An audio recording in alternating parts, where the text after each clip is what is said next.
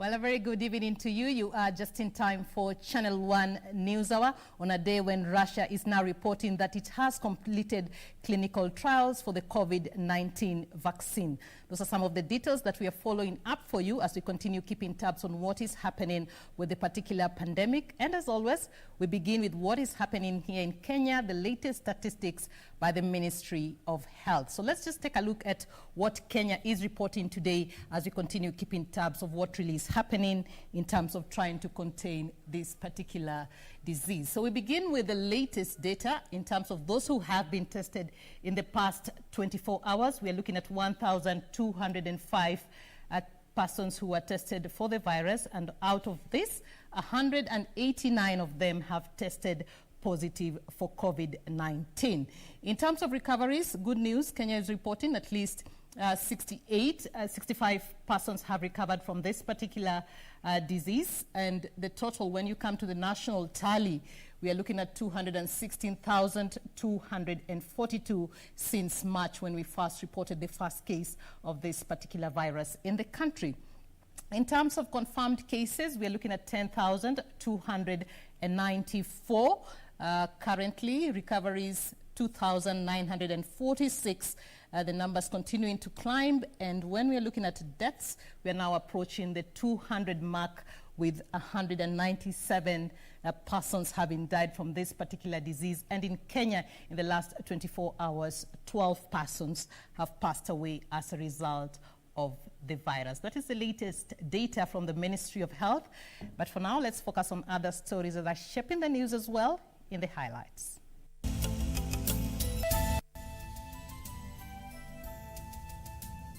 189 new COVID-19 cases recorded in the country as Kenya records highest death toll, with 12 patients succumbing to the virus. We must be sure that whatever we are passing, we have complied with the principles which are set up in the Constitution. And the baseline is that it must be equitable and it must be fair. Senate fails to reach consensus on the controversial division of revenue formula. And 3 minors among 17 persons arrested in Kisumu for contravening the COVID-19 containment measures.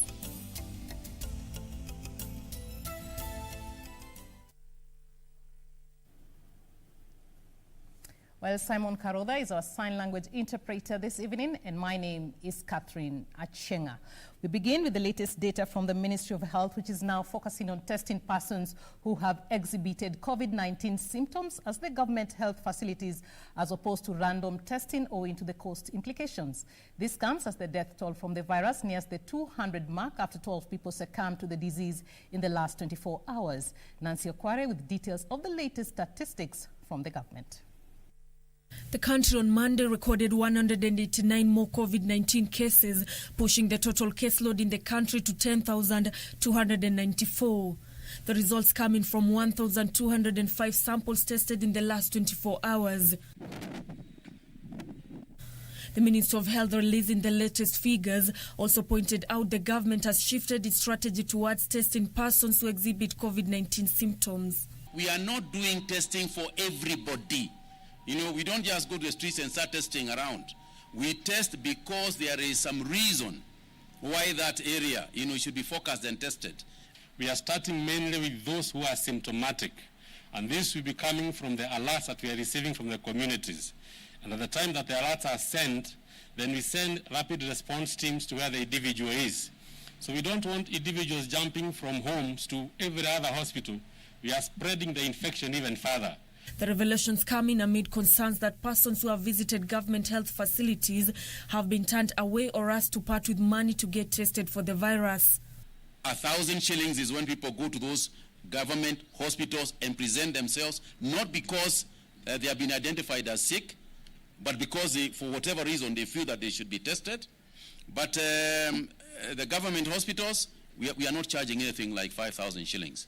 The Health Ministry also says that Magadi Hospital is now exclusively catering for confirmed COVID-19 patients, urging those who have not been confirmed to have the disease not to crowd at the facility.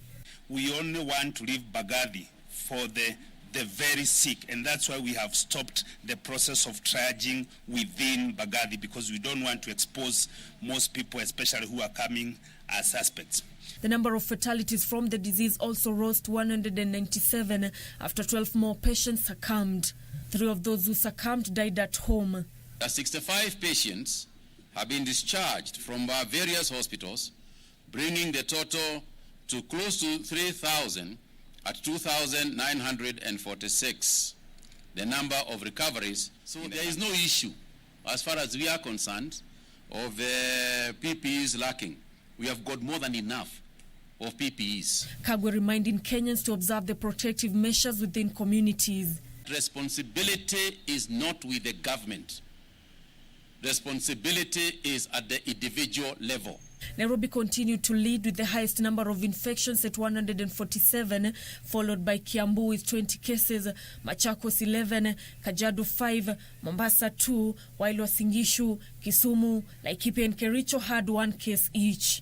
The minister has also dispatched rapid response vehicles to counties procured by the COVID-19 Health Emergency Response Project at a cost of 102 million shillings to aid in contact tracing. Nancy Okware, Channel 1 News.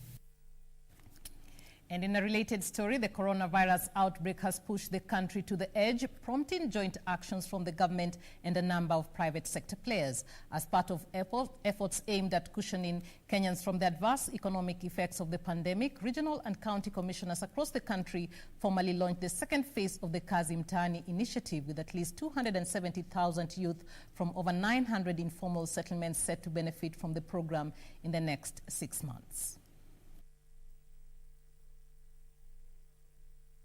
Speaking during the launch of an enrollment of more than 16,000 young people for 6 months in the second phase of Kazi Mtaani program at Shanzu in Kisauni, Mombasa County, Ministry of Interior and Coordination of National Government Chief Administrative Secretary Hussein Dado noted that the youth deserve a source of livelihood, especially during the hard times occasioned by COVID-19 outbreak. The CAS would encourage beneficiaries of the program to make good use of its proceeds, especially by establishing opportunities through which they can earn a living before the tourism sector gets back on its feet. Sasa kama una rais ambaye ana huruma, ameamua kusaidia watu wake kwa njia moja ama nyingine. Hospitali ameziweka madawa na saa hizi ameona vijana wafanye nini. Hao ndio sasa wako active. Unaambiwa kaa nyumbani, ukae nyumbani, mtaangaliana mpaka jioni. Una family, una mtoto, una watoto wawili. Si lazima utafute namna ya maisha. Kuliko wewe kuingia uhalifu, ndio hii ikawekwa. This even as 4,000 youths from Nyandarua were enlisted in the program during the phase 2 of the countrywide rollout. Speaking during the launch, Oljoro Orok legislator Michael Mushira lauded the program, saying that it will engage the youth and help them stay away from other societal vices. Na ningetaka kuuliza vijana wale wamebahatika kupata hii kazi, wafanye hii kazi bila mchezo, wafanye kwa bidii, na ile pesa wataweza kupata wasitumie vibaya kwa kununua pombe na madawa. Waweze kuinvest hii pesa ndio iweze kuwasaidia. In Makueni, young girls engaging in roadside trade will also benefit from the finances emanating from the initiative. Area County Commissioner Maalim Mohammed noted that majority of young girls on the busy highway have been forced to venture into commercial sex trade for lack of sustainable sources of livelihood. Commercial sex workers. Wakati unajua hakuna mambo ya kukaribiana, Kwa hivyo maisha mpaka iendelee. Hawa pia tumesema wahusishwe katika hii mipango. Kama Makueni tumekuwa tukihesabu vijana wetu. Tumekuwa na exercise ya kuhesabu mtu amemaliza shule wapi, mtu anafanya nini, kila kitu tujue, tuwahi kujua.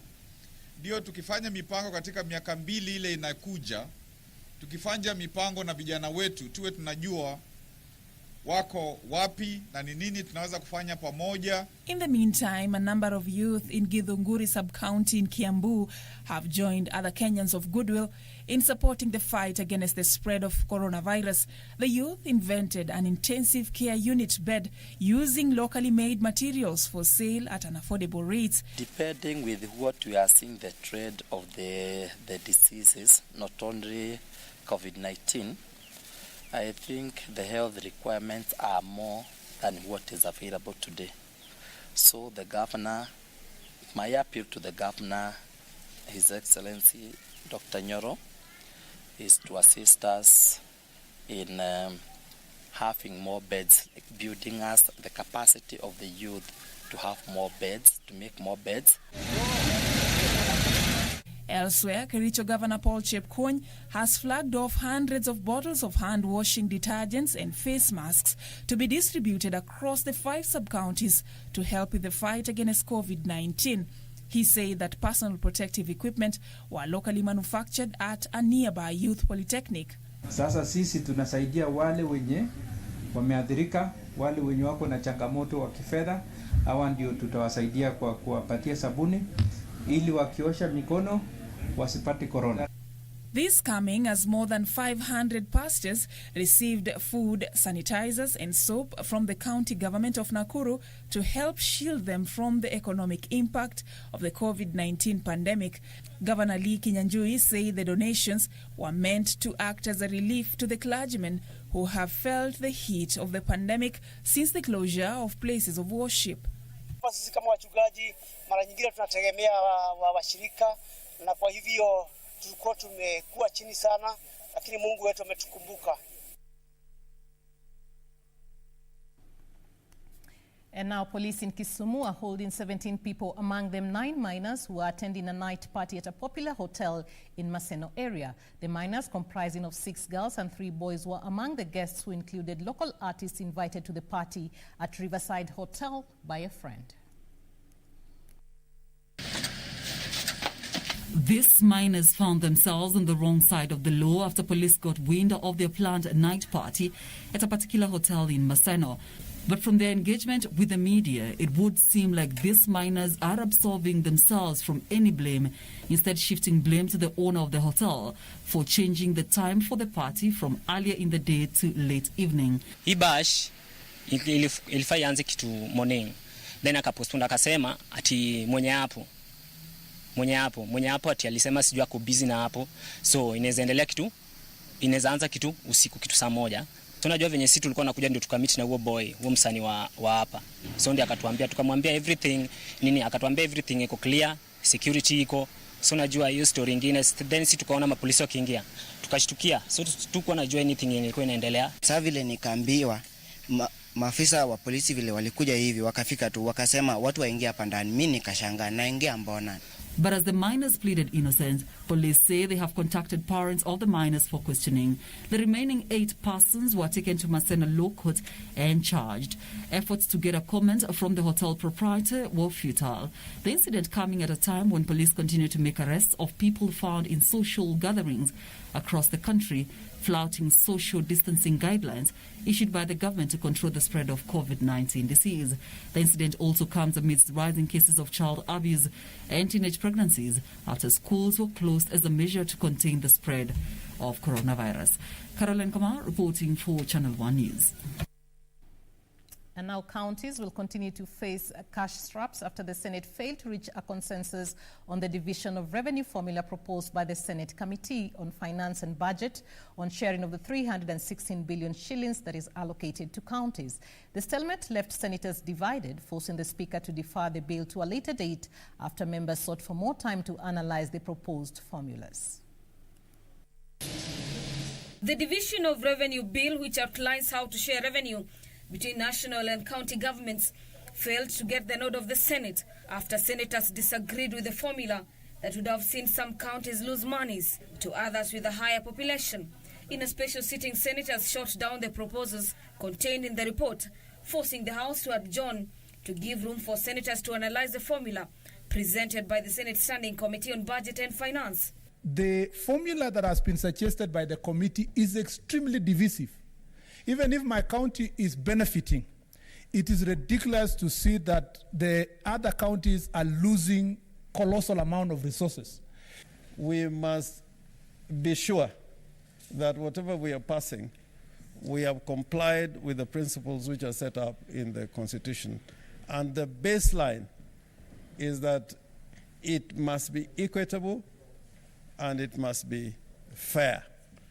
Despite a Senate caucus convened before the afternoon sitting to sway members to support the report, senators argued that the formula presented by the committee that would have seen a reduction in the amounts allocated to some counties would cause divisions with far-reaching effects on devolution. The reason we must consult and do so soberly is because we are about to destroy the country. Madam Speaker, I say so because the consequences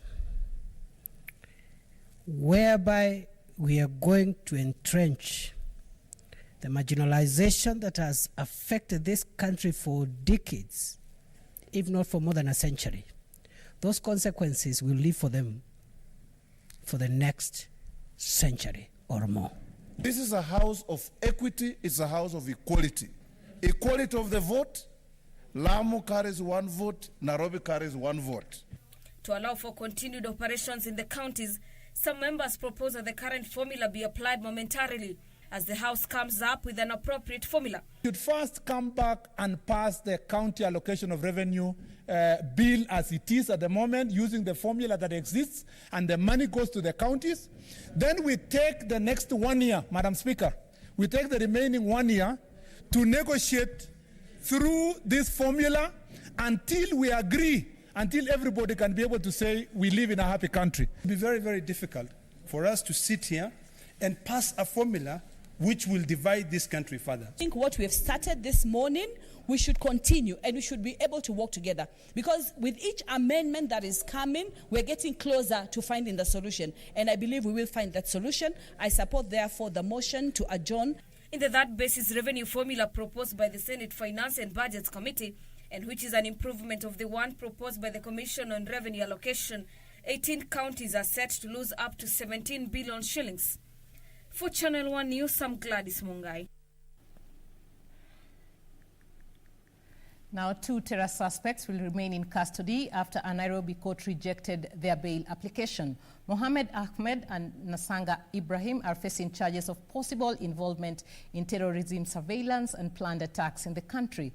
The state has argued against their release and until investigations into their activities are completed. Sarafina Robi has details of this report and other stories making headlines at the corridors of justice.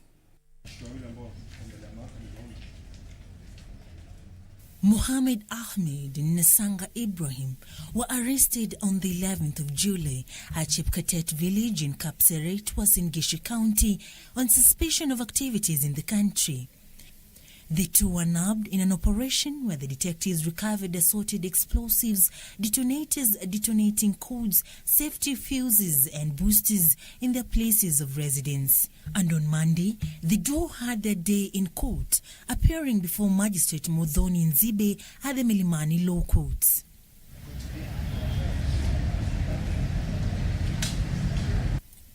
They would, however, plead to be released on bail, citing health and age, expressing fears of a possible exposure to COVID-19. I find the application has merit. It is allowed, however, in balancing the rights of the respondents and the obligations of the state to conduct conclusive investigations, while allow for the respondents to be detained for a total of 7 days by ATP officers, mentioned on Monday next week on the 20th of July, to confirm its investigations are complete. The state, however, argued to have the 2 remain in custody as investigations into the activities in the country continue.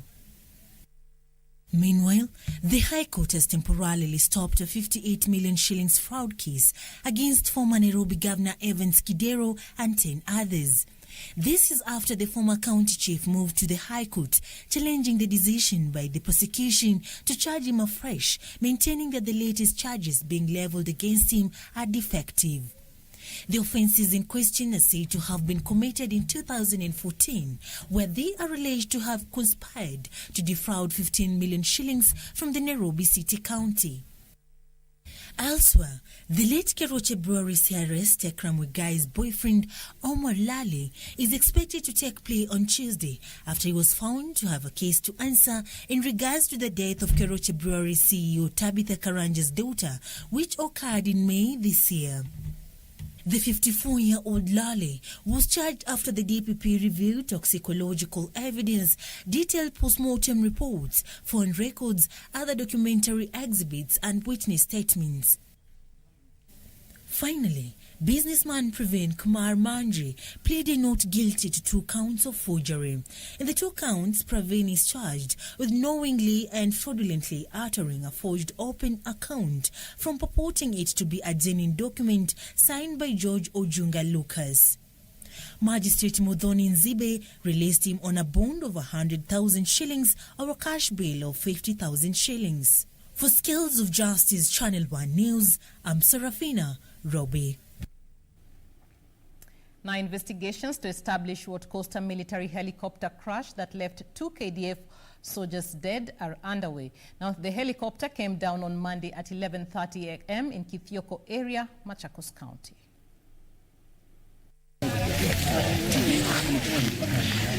The mangled wreck of the military helicopter telling of the impact of the crash that left 2 KDF officers dead. Lakini hakuna mtu ambaye aliwaokoa. Kwa sababu unajua watu walikuwa wanaongopa kukaribia sana. Unajua ni wakati wa corona. Sasa ujue huyu mtu ako na corona ama hako na corona. Through their Twitter handle, the Kenya Defence Forces confirmed that the helicopter, a Hughes 500MD, which was on a training flight, crashed in the general area of Kithioko in Machakos County at around 11:30 a.m. Monday morning. Details on what caused the crash remain a mystery, though eyewitnesses say that there were strong winds at the time of the accident. Ilikuwa inatoka upande ya Nairobi, ilikuwa inaelekea upande ya Mwingi. Sasa wakati ilikuwa inaanguka, kulikuwa na shida kama ilikuwa na hitilafu ya mitambo na kulikuwa na upepo. The helicopter is said to have been flying low at the moment when it hit an acacia bush. Tuko na ndege imeenda hivi juu. Ikarudi tena chini. Ikadunga hapa na kichwa. Ikaamka tena. Ilikuwa inataka kuanguka hivi. Mti ikaizuia. Ikaanguka. The McDonnell Douglas Helicopter Systems MD-500 Defender is a light multi-role single-turbine engine rotary wing aircraft whose design features shock-absorbing landing, skid struts, and a turbo shaft engine and is less susceptible to weathercocking. For Channel 1 News, I'm Catherine Achieng'a. Quite unfortunate. And that story brings us to our first break on Channel 1 Newshour. But when we come back, we will be giving you details of the return of passenger services at the standard gauge railway line. Stay tuned for that after this break.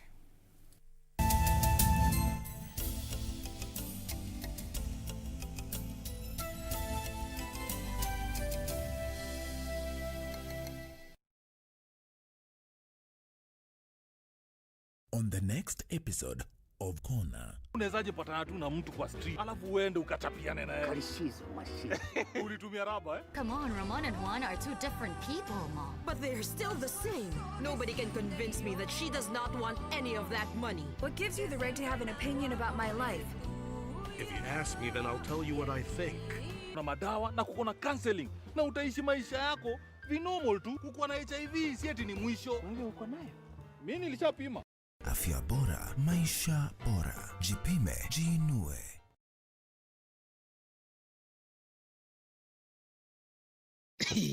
My friend, yani wewe unajua kutime sana eh? Unangoja wakati tu nimekaa kwa nyumba peke yangu pole pole, nimenaosha mkono nikule nyama yangu, saizi ndio unanipigia simu Ulikuwa wapi wakati nilikuwa kwa duka huko naenda kutafuta unga nikuje nipike ugali? Kupata unajua kutime sana, bonyeza *811 *815 hash. Bonyeza *811 *815 hash. Utafanya hivi, itabidi hata wewe umengoja. Hamjambo wa Kenya wenzangu. Mimi ni Mheshimiwa Mize. Ninalotaka kuambia ni kuwasihi ya kwamba corona iko. na ili tupigane nayo na tuishinde. Ukikohoa, tafadhali kama una ile ya kujifunika ile tissue, weka mkono hapa. Kama ni chafya yako acho na itabakia pale pale. Kama ni kukohoa yako koholea hapo. Na nakwambia tukizingatia sheria na tuitii, hii corona tutaishinda na nchi yetu tutarudi kama kawaida.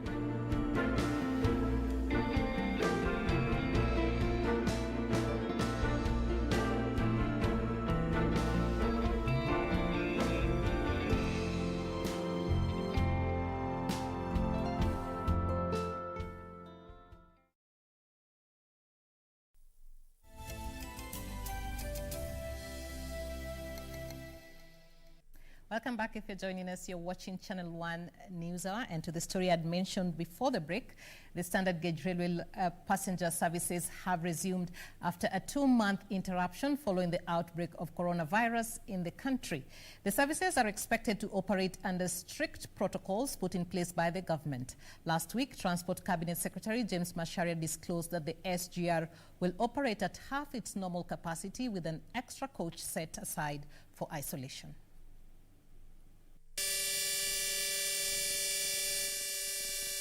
Travel between Nairobi and Mombasa through the standard gauge railway has resumed a week after President Uhuru Kenyatta eased restrictions on the containment of coronavirus pandemic.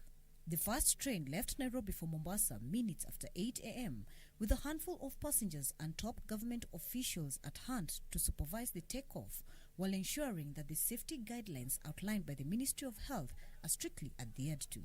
Our compliance levels are too high, as you have seen this morning. We are screening all our passengers from the point of entry to the point of ticketing and to the point where they have to wait before they board the train. In observance of the social distancing guidelines, the train will carry a maximum of 600 passengers in 10 coaches, while an additional coach will be used to isolate passengers who might be infected with the virus. Additionally, all customer-facing employees shall wear masks and gloves. And inside the train, we have put all measures in place. Our staff, as you have seen this morning, we have put them in special clothing to make sure that as they interact with the passengers, they are well taken care of. As of this morning, all passenger services staff serving customers have tested negative for COVID-19. Speaking to the press after the takeoff, Kenya Railways Corporation Managing Director Philip Jamhuri Mainga said despite the train operating at 50% capacity, the fares remain the same. We are operating our normal fares. We are not changing anything. We are moving the 50% in compliance with the government directive. And for now, we will wish to sustain that and move and see what happens gradually. The 10-coach train is expected in Mombasa at around 1 p.m. and will set out for the second trip, reaching Nairobi at around 6:40 p.m., providing ample time for passengers to reach home before the start of the 9 p.m. curfew. To release or to launch and make sure that the first service to Mombasa after lockdown will resume. So let's not get engaged on those others. For Channel 1 News, I am Emily K. Bade. Now, communities living along the Kenya-Somalia border have resolved to work together and support security agencies in efforts aimed at enhancing security within the region. Speaking during a 2-day peace and security meeting held in Wajir County, the area governor, Ambassador Mohamed Abdi, challenged area residents to pursue peaceful coexistence in a bid to foster development. The Kenya-Somali border has witnessed increased criminality, with residents and security agencies bearing the brunt of frequent attacks by Al-Shabaab militants. The obtaining situation saw residents of Konton and guerrilla communities hold a 2-day peace and security meeting in Wajir County as they sought solutions to the insecurity problem within the region.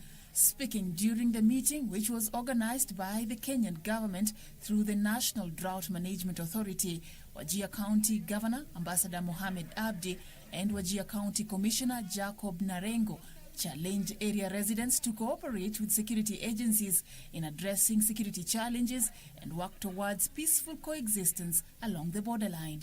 Ningependa watu wetu pande mbili yote wahakikishe ya kwamba ile shida kati yetu hasa inaletwa na hao watu ambao wanaitwa AS.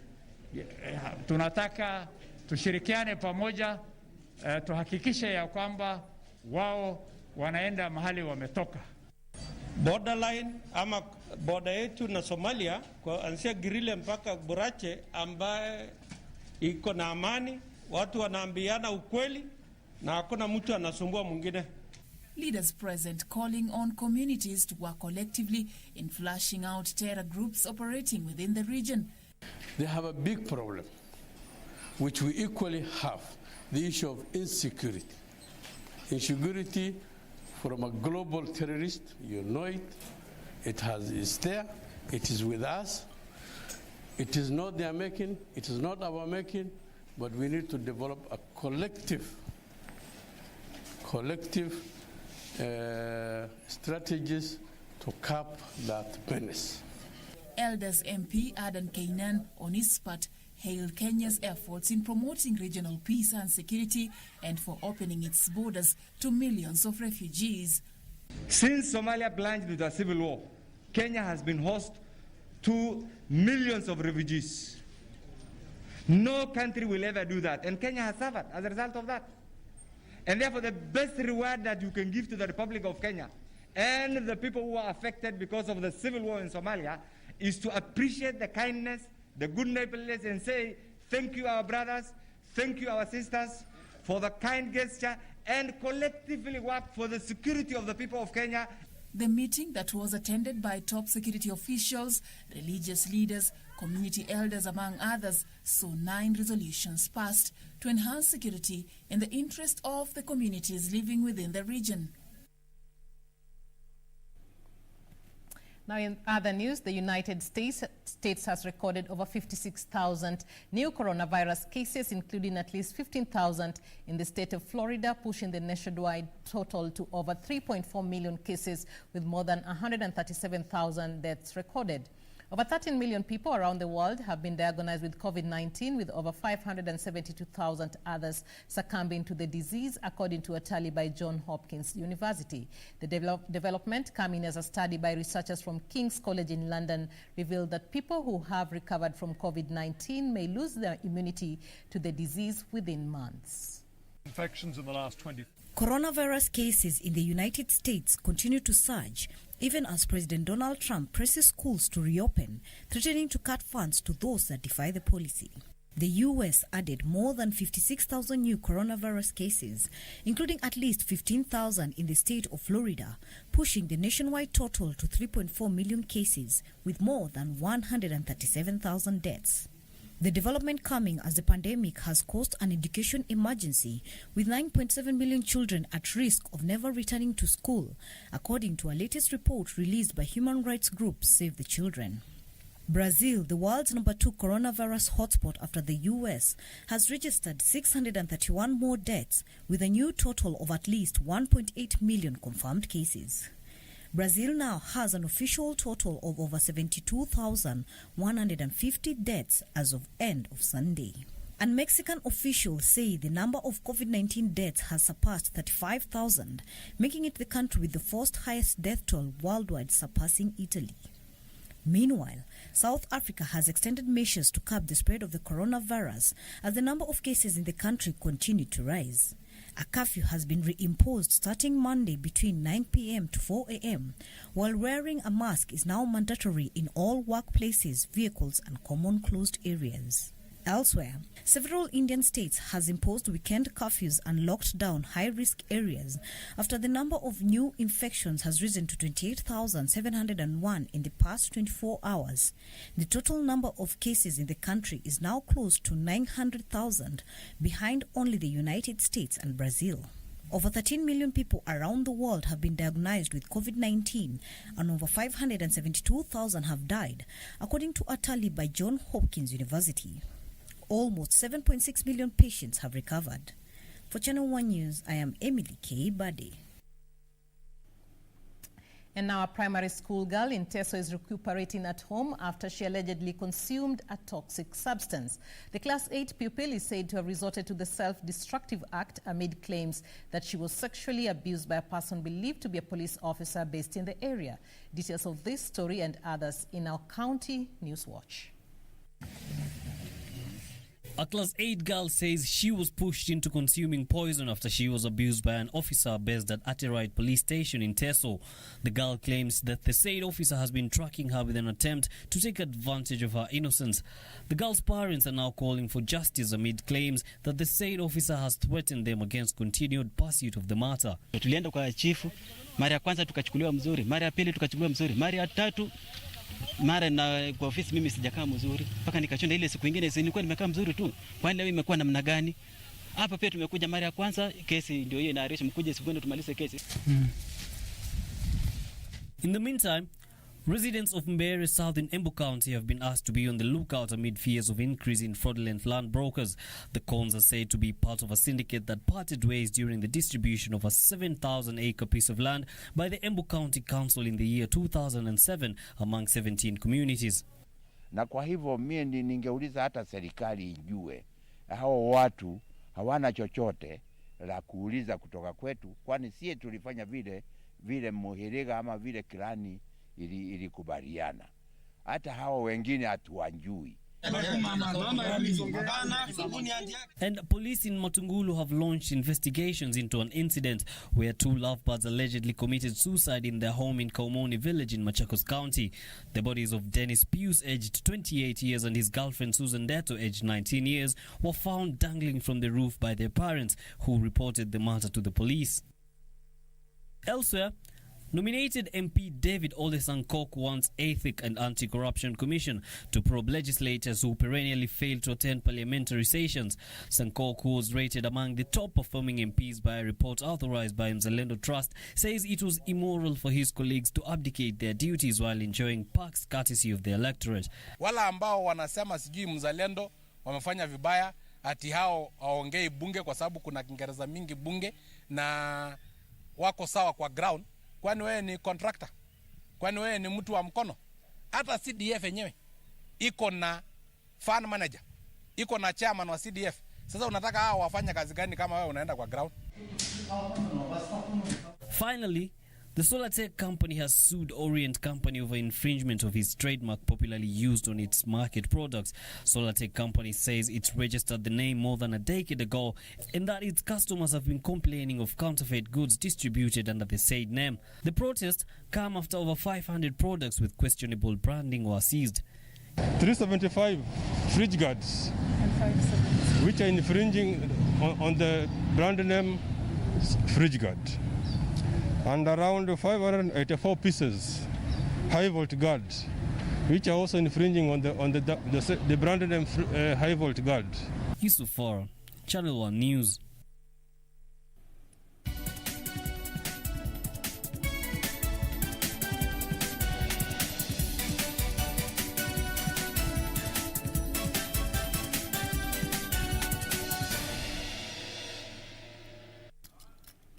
All right, let's now focus on the day's business. And Kenya is staring at debt distress due to slow revenue growth that has pushed the current account deficit to almost 7% this year.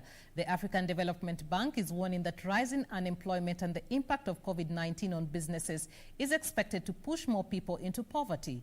The bank further says East Africa's economic growth for 2020 is projected at 1.2% in the baseline scenario and 0.2% in the worst-case scenario. The African Development Bank annual economic report lays bare the dire economic situation facing the East African region, where all the 6 countries are at serious risk of debt distress. The region's fiscal deficit is driven mainly by huge infrastructure expenditure and low tax revenue collection. The average fiscal deficit for the region is estimated at 4.9% of GDP in 2019 and is expected to worsen to around 7% in the year 2020. Kenya's fiscal deficit has worsened to around 6% in 2019, and it is expected to widen to 9%, the largest in 4 years, as the government implements revenue-cutting measures to shield citizens from negative impacts of coronavirus. Even normally, before the onset of COVID, the revenue projections are sometimes not met because the collection of revenue depends on a number of things, certain measures and certain predictions, certain also tax, which has been highlighted in the finance bill.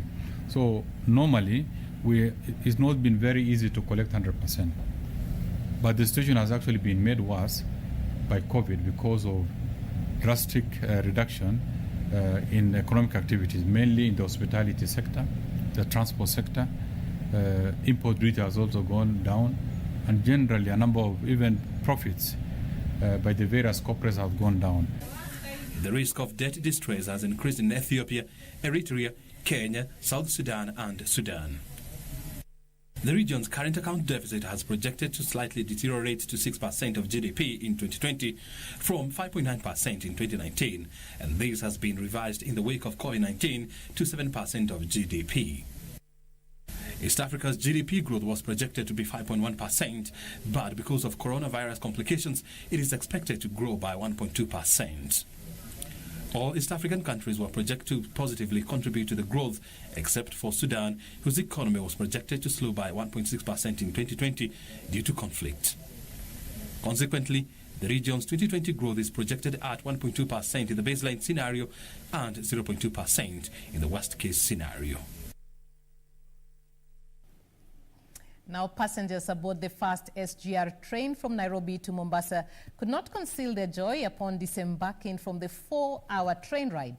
In a move that could give the tourism city a new lease of life, services commenced Monday amid tight protocols after a 3-month break due to COVID-19 restrictions. As our reporter Ann Boro now reports, travelers commended the safety precautions taken by the management. Exactly 45 minutes past midday, the standard gauge Railway Express passenger train made its stop at the Mombasa terminus. Happy faces of the passengers filled the air as they walked out of the terminus heading to their different destinations. Mboya Hagai is among hundreds of passengers who had been affected by the cessation of movement restrictions in Nairobi and Mombasa and is glad it was lifted. Unajua nilikuwa nimepata kazi huku Mombasa, but because of the curfew na lockdown singeweza kusafiri nikuje nifanye hiyo kazi.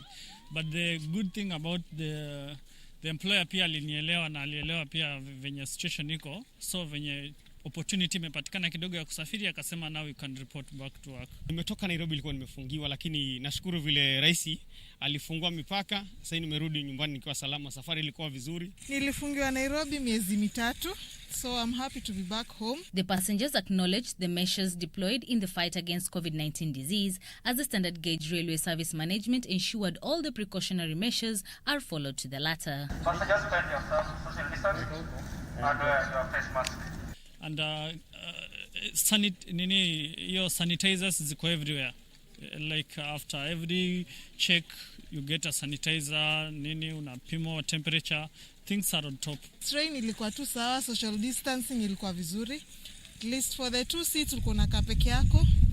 And then wengine kwa hizi 3 pia walikuwa wanakaa peke yao ama mnakaa wawili, so it was a good trip. No drinks and other food substances were not served. Hata zile trays zenye zilikuwa zinaekewa food hazikuwa. So and they were wearing protective gears. The afternoon train from Mombasa headed to Nairobi left the station at exactly 2 p.m. Monday. Meanwhile, a huge traffic snarl-up was witnessed at the Miritini-Kipevu Road along the Mombasa Southern Bypass, which is the road normally used to access the Mombasa SGR Miritini station. Passengers have been advised to use the Miritini-Kwa-Jomvu Mombasa Road as an alternative after the Kenya National Highways Authority Sunday evening closed the section of the Mombasa Southern Bypass for a period of 48 hours. Following the directive by the President to have the resumption of the SGR train services commence today, hundreds of passengers were aboard the train to and from Nairobi. The passengers commended the precautions taken by the SGR services management. From the Mombasa terminus, I am Anburu. That is indeed good news for those traveling to Mombasa or from Mombasa. Now, in other news, it's all systems go ahead of the resumption of domestic flights come Wednesday. According to Kenya Airways, it has scheduled 2 daily flights to the coastal city of Mombasa and 1 daily flight to the lakeside city of Kisumu. The airline further expects to review options of increasing frequencies upon rise in demand. Passengers as well as crew will be required to adhere to the laid-down health protocols. Kenya Airways has been grounded for the past 3 months necessitated by coronavirus pandemic. Suspended or gave restrictions to the airspace of Kenya. It was through a notice to airmen that I issued that stopped all airlines flying in and out of Kenya. We will oversight each particular agency to see that they're doing what they're supposed to do when our airspace reopens. Our role is to oversight that what they are doing is in agreement with a protocol that we developed. The return to inter-country service coincides with the lifting of Kenya's lockdown, and travel between counties and now Kenyans will take to the skies this week under the new health protocols. Now in the plane we also have very strict protocol that will help to again make sure that the entire journey is safe. For example, things like making sure that we have people wear masks. Make sure that our lavatories, our seats, the entire cabin is properly cleaned and fumigated frequently. Also, in terms of even the things that they use, the blankets and all the things that they use at the aircraft are also sanitized at a regular basis, and they're only used once. Kenya Airways says the airline will fly 2 times daily to the coastal city of Mombasa and once each day to the lakeside city of Kisumu as it continues to review the option of increasing frequencies as demand peaks. The resumption of domestic flights is expected to boost domestic tourism that has recorded an all-time low. Even if we have a resumption of flights and an opening up of cessation of movement from county to county, it will begin to open up our industry. So at the moment, that's the bare minimum that we'd be happy with. Unfortunately for us, it's a reset button completely. It's restarting the business that tourism was able to offer. Because the product of tourism is consumed by travelers, and travelers have got different personalities. Passengers on board, however, will be required to adhere to the safety measures and protocols in place, which will be reviewed where necessary for safety purposes. In August, the national carrier plans to resume international flights as part of government's plan to invigorate the economy amid COVID-19 disruptions. Regina Manyara reporting for Channel 1 Business. And now flower farm workers in Naivasha are accusing trade unions, including KOTU, of neglect and failure to act upon their grievances. According to Jen Zilani from Osirian Flower Farm, more than 800 workers have been sent home under the watch of the Kenya Plantations and Agricultural Workers Union, a move that has left them exposed to exploitation.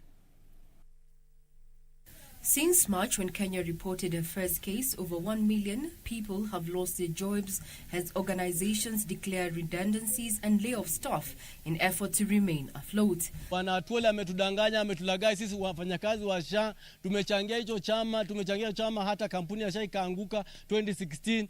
Atwoli akakuja huko akasema kwamba tumwachie hiyo kazi, atashughulika, tutalipwa hata service yetu, hata mishahara zetu zingine watu wengine hatukupata zilibaki huko. The flower industry has not been left unscathed. According to Jane Nzilani from Osirian Flower Farm, over 800 workers were sent home with no intervention from their trade unions. Watu 800 ambao wamefutwa, wale wanarudi watu from nowhere. Sisi tuko pale hatujielewi. Tumesimama tu wana kijiji, tumekuwa ni kama tumekuwa burden kwa vijiji, hatujui nani anatusaidia. The flower farm workers are pointing an accusing finger on the trade unions for failing to cushion them from exploitation. They allege that the employers are recruiting other workers at meager pay after forcing them out. Na sisi tulianza kazi tukiwa bado wasichana. Mpaka saa hii mtulipe haki yetu. Hiyo miezi tangu mwezi wa 3 mpaka saa hii tunaelekea mwezi wa 8. Mpaka saa hii wamama tunalilia, wengine tumepatwa na sukari, wengine pressure, ni kuchidwa bila tutasaidia watoto. On his part, Kenya Plantations and Agricultural Workers Union Secretary General Naivasha Ferdinand Juma dismissed the allegations and defended his bosses, saying that they had done a lot to protect the workers. Regina Manyara reporting for Channel 1 Business. And now Alibaba Group Holdings co-founder Jack Ma has cashed out an estimated $9.6 billion worth of stakes he holds in the e-commerce giant in the past year. Ma reduced his stakes in the company from 4.8% to 6.4% in the firm's annual filing that was released on Friday. Details of this and more in our international business roundup. Investment follows his retirement as the e-commerce company's executive chairman last September and pulled back from formal business roles to focus on philanthropy. Alibaba did not disclose the average selling price of his cash out. Its share price has risen around 40% since Ma reported his 6.4% holding in the company a year ago. Alibaba executive vice chairperson Joseph Tsai also reduced his stake in the company over the same period from 2.3% to 1.6%. The offloaded shares were worth $4.1 billion as of Friday. Both Ma and Tsai have been steadily less involved in Alibaba's regular operations since Daniel Zhang was announced as Ma's successor as company chairman. He assumed that role formally in September 2019. An April 2019 filing with the U.S. Securities and Exchange Commission stated that Ma would plan to sell up to 21 million shares within 1 year to support his philanthropic efforts. Meanwhile, the world's leading oil producers are expected to announce an increase in output this week amid signs that demand is rising. Oil cartel OPEC is due to hold a meeting on Tuesday and Wednesday to discuss its next move. Analysts predict major producers will agree to ease supply cuts that were imposed in April to prop up prices. OPEC and its allies, OPEC Plus, cut daily oil output by 9.7 million barrels as the pandemic saw demand collapse. That agreement was made to help ease the effects of an oil glut caused by the lockdowns and to stabilize prices. Brent crude, which is the global benchmark for oil, is down around 30% this year, while U.S. traded West Texas Intermediate WTI fell below zero at 1 point in April.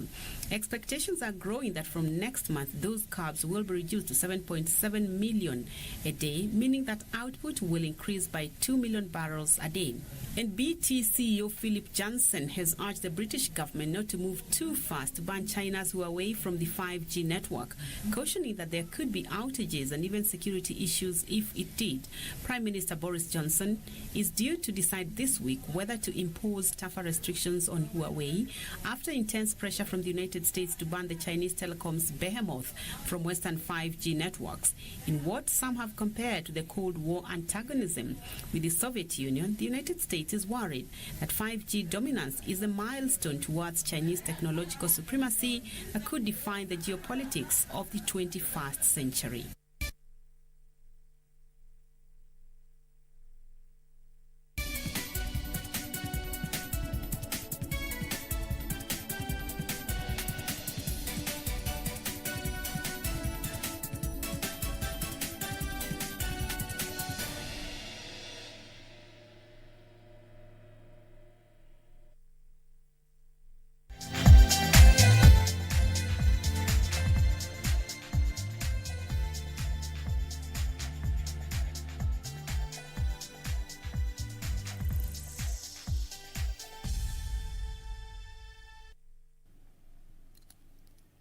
And now in the sporting arena, Wazito President Ricardo Bado has laid down the club's transfer plans ahead of the 2020-2021 season. Wazito have already released 12 players who were part of a squad that failed to make much of an impact in the 2019-2020 season. Wazito went on a signing spree just after they conquered the National Super League, and Bado has hinted the transfer business will be conducted with a different vision. Experienced Paul Kiongera and Lloyd Wahome were the latest players to exit the Nairobi-based club, as they are understood to be eyeing players from financially struggling Kenya Premier League clubs.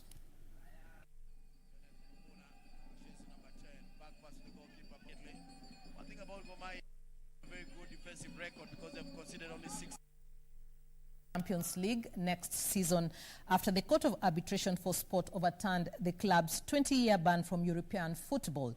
City were handed the suspension by UEFA's club financial control body in February for serious breaches of club licensing and financial fair play regulations. The Premier League club vehemently denied any wrongdoing and appealed the decision last month after previously describing the UEFA disciplinary process as prejudicial. City are now free to compete in the Champions League next season, having secured second place in the Premier League, with a 5-0 win over Brighton on Saturday. Pep Guardiola's side faced Real Madrid in their last 16th second leg at Etihad Stadium on the 7th of August. They lead 2-1 from the first leg, will face Juventus or Lyon if they progress.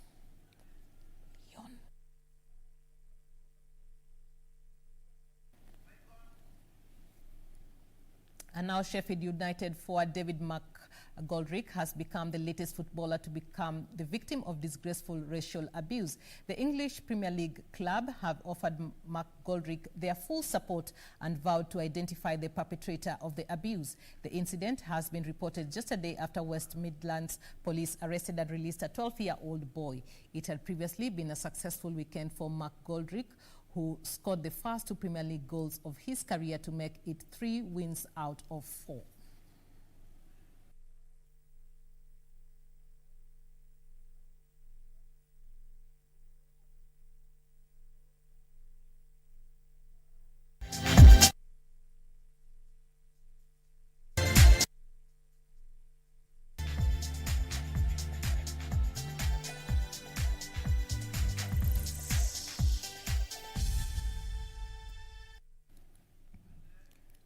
Very well, time for us to wrap up Channel 1 News Hour tonight. As always, thank you, Kenya, for watching. My name is Catherine Achieng'a. Our sign language interpreter is Simon Karoda. It's time for the weather update with Irene Muchuma Odim, who informs me that the weather is a bit chilly, so let's find out what really is happening in the weather. Keep warm, good night, and God bless.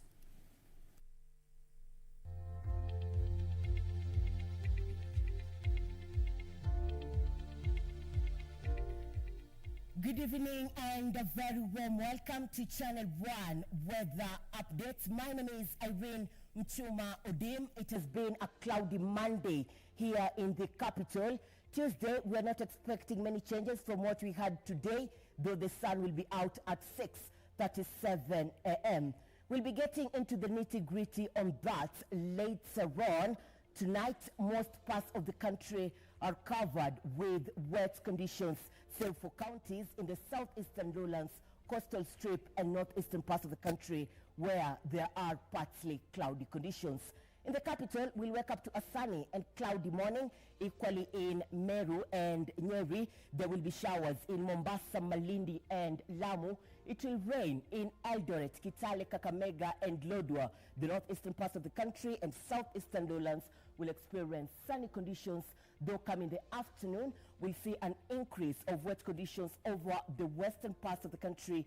These are showers accompanied by thunderstorms. The coastal strip will continue to experience sunny conditions. It will be a bit cloudy over the northeastern parts of the country, though at the same time, we're expecting sunny conditions to prevail. There will be sunny conditions around Machakos, Kitui, and Taita Taveta. Temperatures in the capital will range between 24 degrees Celsius and 13 degrees Celsius. The highest temperatures across the country will be experienced in Mandera and Lodwar at 34 degrees Celsius. That is how our Tuesday will be. Let's now cross the borders and see how it will be in other parts of the world. Do have a good night and a blessed day ahead.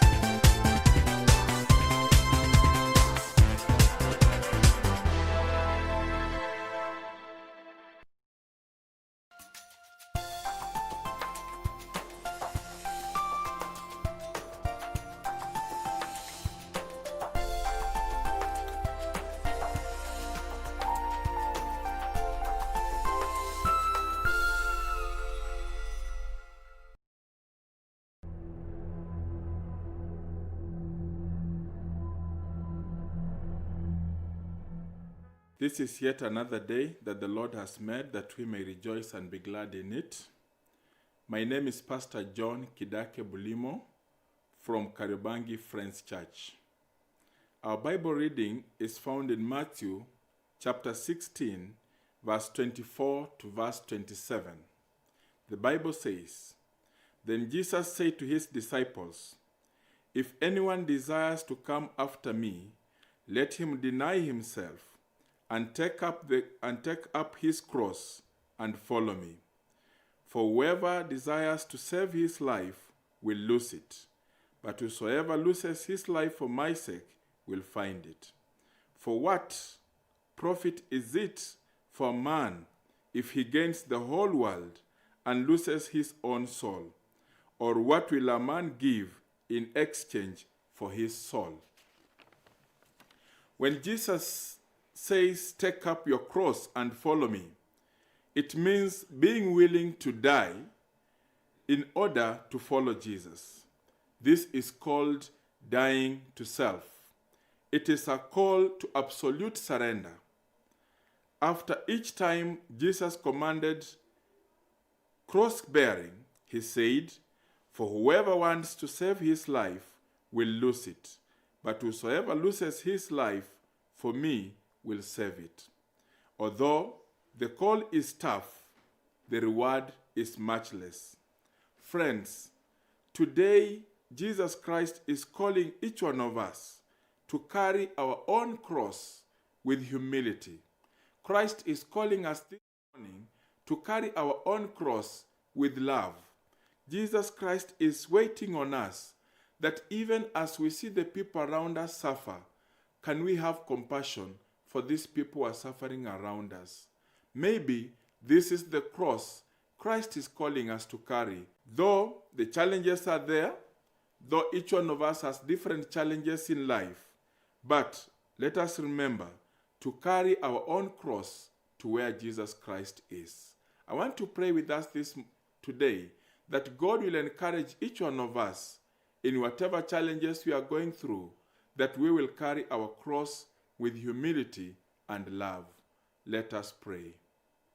Gracious and everlasting Father, the Father of our Lord Jesus Christ, we want to thank you this day for the life that you've given to each one of us. We do not take it for granted that we are alive. It is by your grace and your mercy.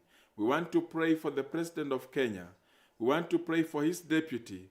We want to pray for the cabinet. And we want to pray even for the counties in Kenya.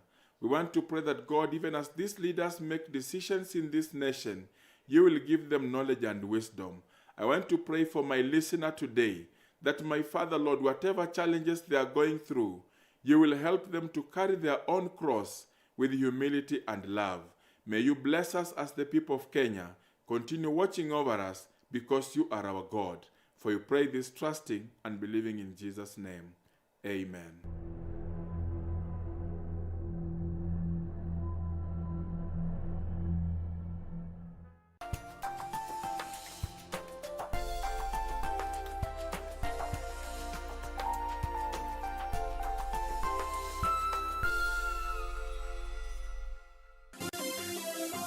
Vera Beauty College. Vera Beauty and Fashion College, with branches in Nairobi, Eldoret, Thika, and Meru. Did you know that we are a TVET approved institution? We offer courses